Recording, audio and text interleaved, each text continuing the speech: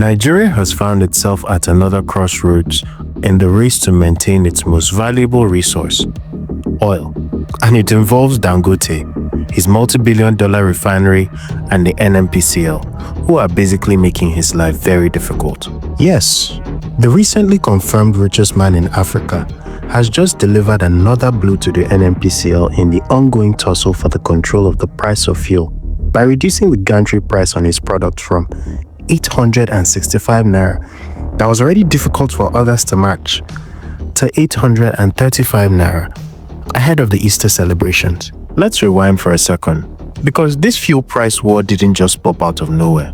The Dangote Petroleum Refinery and Petrochemicals has reviewed its ex-depot loading cost of petrol, bringing it down to 865 naira per litre. Now, according to reports, the refinery informed its marketers and customers of the new price earlier today. Affiliated stations with special agreements with the refinery are expected to adjust their pump prices to around 910 naira, down from about 925 naira. In line with a slight reduction, this price quote follows a high-level meeting between representatives of the Dangote refinery and the Minister of Finance, Wale Edu, on Tuesday. Now, following the meeting, the federal government reaffirmed that the Naira for crude initiative remains in effect.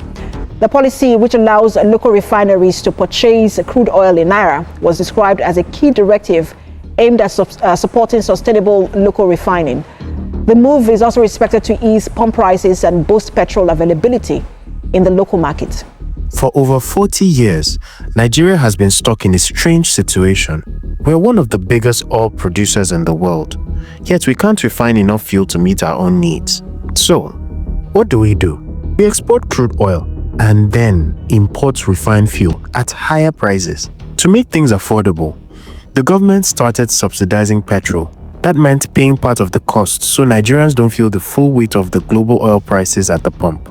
It sounds good on paper, but in reality, it turned out to be a massive drain on the economy. Billions of dollars spent every year with little to show for it. Of course, because of these subsidies, private investment in refining fuel distribution almost disappeared. No one wanted to compete in a rigged market. Now, here's why this matters.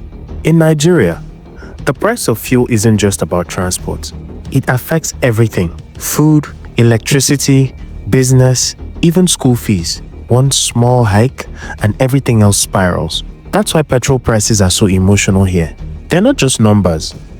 They are political landmines. Every government knows it and every citizen feels it. So when Aliko Dangote announced he was building the largest refinery in Africa, right here in Lagos, it was a big deal. A privately owned refinery that could actually process our crude and meet local demand. That was unheard of. People called it the solution Nigeria had been waiting for. Of course, as we are now seeing, the road from promise to delivery is never smooth in Nigeria. Now, this is where things start to get interesting, because the very people who should be supporting this refinery are now literally locking horns with it. Dangote is a private man. He has finally refined crude on our land. NNPCL is mostly government, and they are thinking in their head that, okay, NNPCL and Dangote have no business. Yeah. NNPCL, go and refine your own refineries. You have Port Harcourt, you have so many other ones that is outstanding. You have not touched it. So, who are the key players in this fuel price war? We've already touched on Dangote Refinery, Africa's biggest bet on fixing Nigeria's fuel problem. It's the largest single-train refinery in the world, and Dangote's goal is clear: break Nigeria's dependence on imported fuel, refine locally, and offer cheaper, more stable prices. As with all things, there's a catch. To do all of that, he needs to buy crude in Naira, not in dollars. Why? Because he's selling the refined fuel in Naira. It's just basic logic. You can't earn in Naira and pay your biggest supplier in dollars without running into big problems.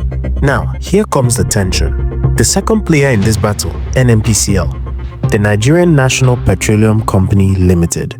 For years, NNPCL has held the keys to Nigeria's oil. They control how crude is allocated, who gets what, and when. But right now, NNPCL isn't just upstream anymore. They're also playing in the downstream market, meaning they now sell fuel too. That puts them in direct competition with Dangote.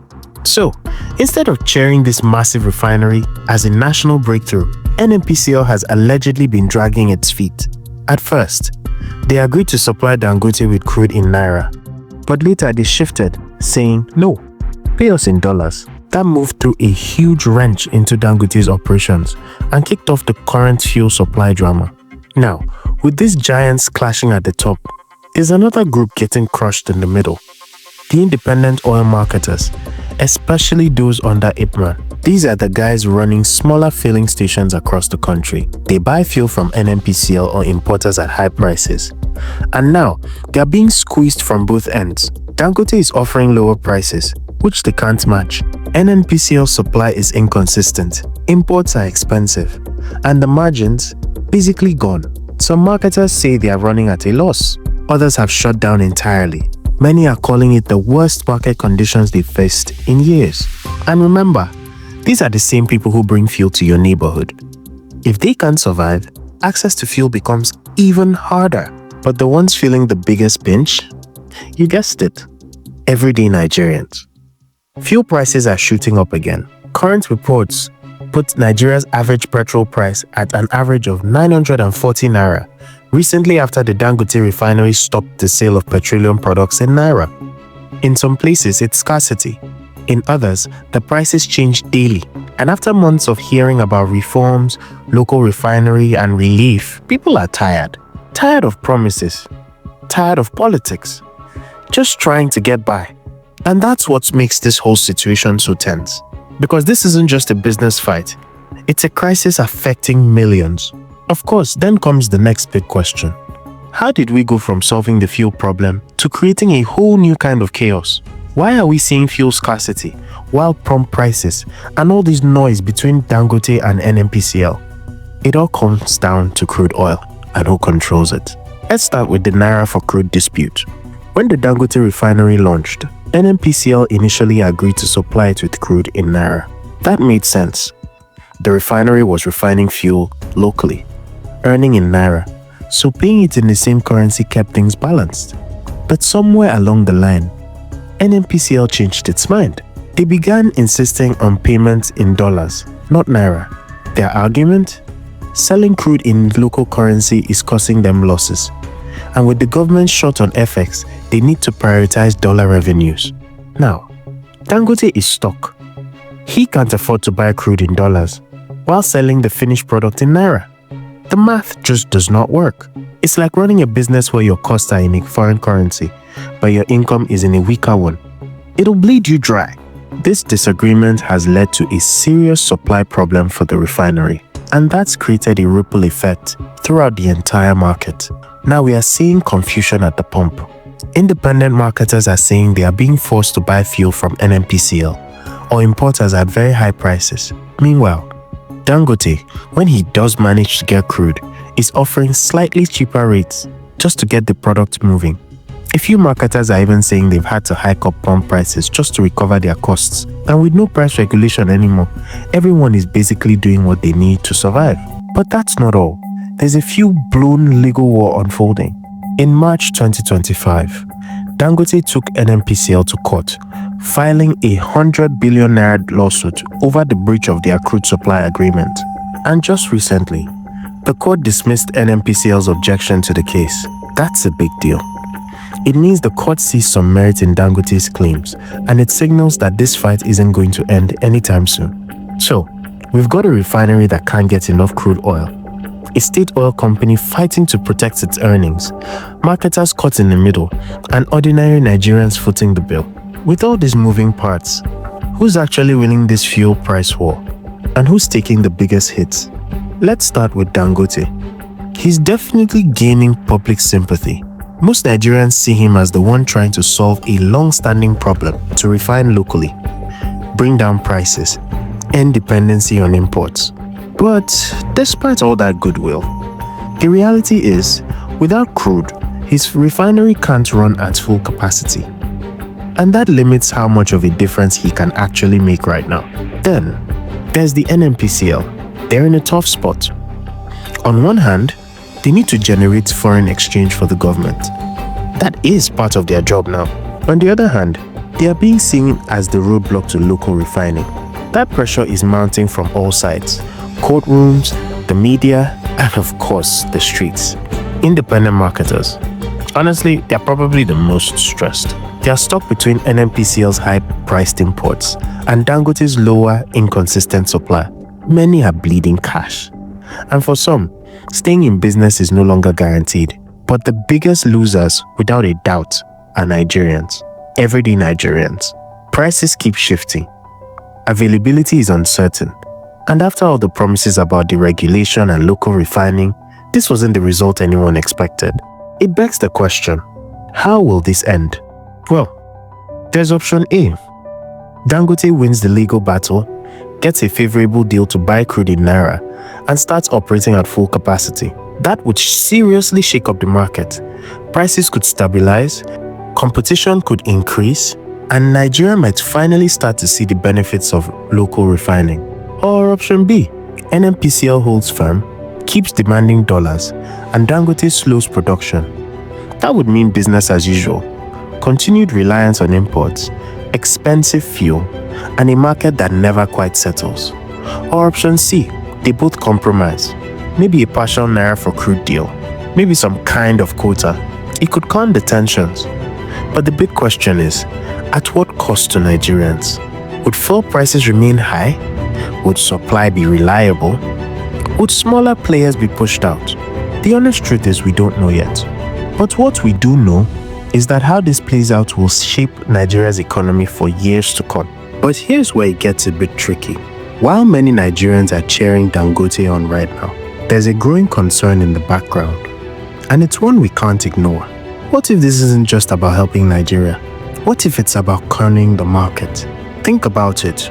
If Dangote keeps offering lower prices, he could slowly squeeze out independent marketers who simply can't compete. And once the competition is gone, what's stopping him from doing what he's done in cement, sugar, and even salt to dominate the entire market? If that happens, we could find ourselves right back where we started. But worse, one company controlling the supply, setting the prices, and dictating the terms.